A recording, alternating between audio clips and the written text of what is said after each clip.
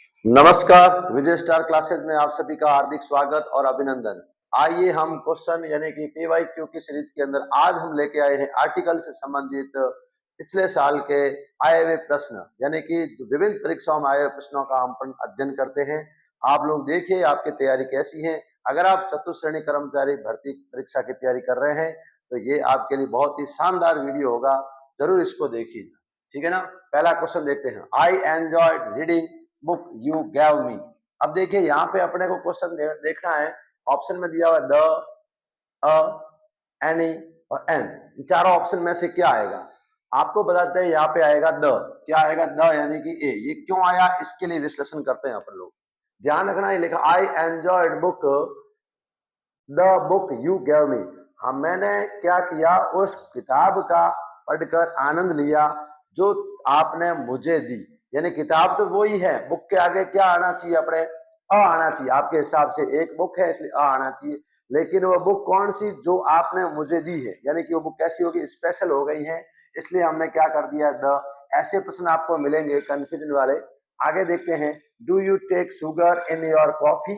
अब यहाँ पे लिखा हुआ do you take sugar in your coffee. या आपके अगर डिटरमिनेंट्स का टॉपिक बिल्कुल बेसिक क्लियर है तो राइट होगा, वरना गलत हो जाएगा।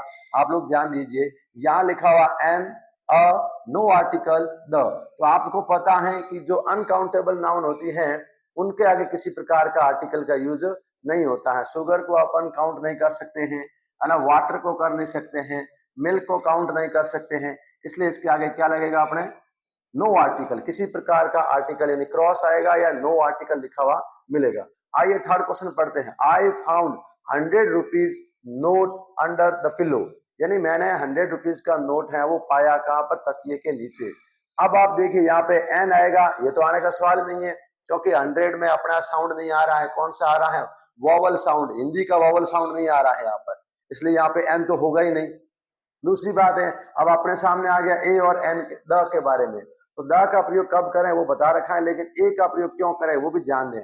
जब अपन किसी संख्या को काउंट करते हैं और काउंट करने के बाद हमें किसी यूनिट का मालूम चलता है, जैसे कि 100, अ डजन, 1000, है ना, इस प्रकार के जो क्वेश्चन आते हैं उसका क्या लगाएंगे, अ लगाएंगे। ये लगा दिए यहाँ पर, याद रखना, अ डजन, 1000, 100 रुपीज नोट।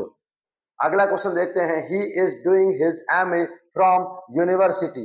आपको पता है यूनिवर्सिटी के अंदर, यूनिवर्सिटी में क्या लगता है, he is doing his MA from university.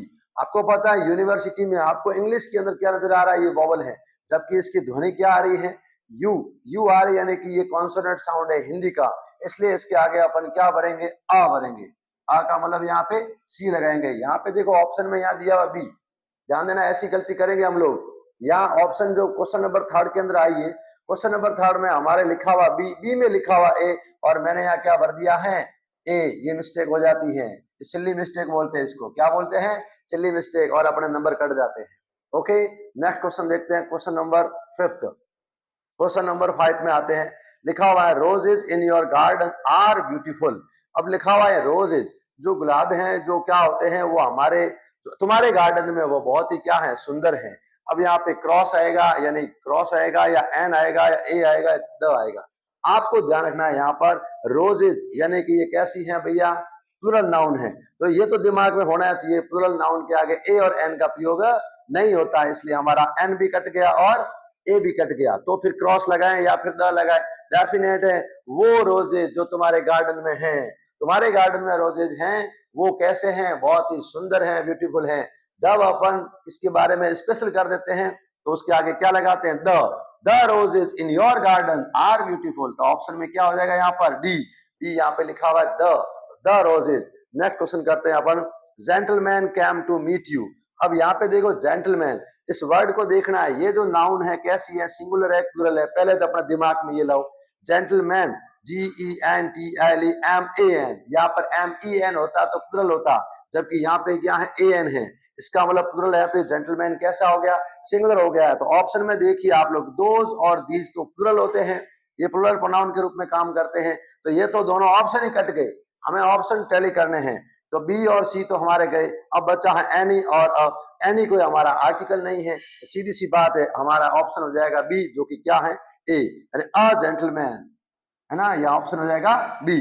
A gentleman came to meet you, एक जो जेंटलमैन है आपसे मिलने आया है।